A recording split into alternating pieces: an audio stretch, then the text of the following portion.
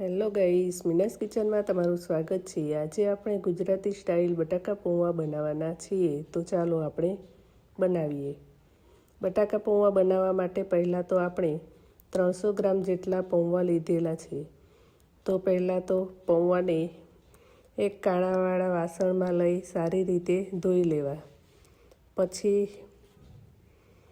3 નાની સાઈઝના બટાકા કટ કરી લેવા અને એક કડાઈમાં 2-3 પરી તેલ લઈ લેવું। બટાકાને તળી લેવા, જેથી તે જલ્દીથી ચડી જશે અને ટેસ્ટમાં પણ સારા લાગશે। પછી બટાકા તળાઈ જાય પછી આપણે પૌવા વઘારવા માટે એક કડાઈમાં તેલ લીધેલું છે।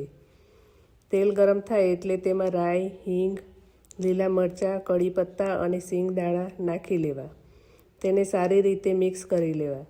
પછી તેમાં બટાકા નાખી લેવા અને તેમાં હળદર નાખી લેવી। તે બધું સારી રીતે મિક્સ કરીને પૌવા નાખી લેવા। પછી પૌવાને પણ મિક્સ કરીને તેની ઉપર સ્વાદ અનુસાર મીઠું નાખી લેવું। પછી તેમાં ખાંડ પણ નાખી લેવી। તે બધું સારી રીતે હલાવી લેવું અને પછી લીંબુ એડ કરી દેવું। આપણા ગરમા ગરમ ખાટા મીઠા તીખા બટાકા પૌવા તૈયાર છે। તેને એક ડીશમાં કાઢીને તેની ઉપર કાંદા, લીલા ધાણા, સેવ અને દાડમથી ગાર્નિશ કરી લેવું।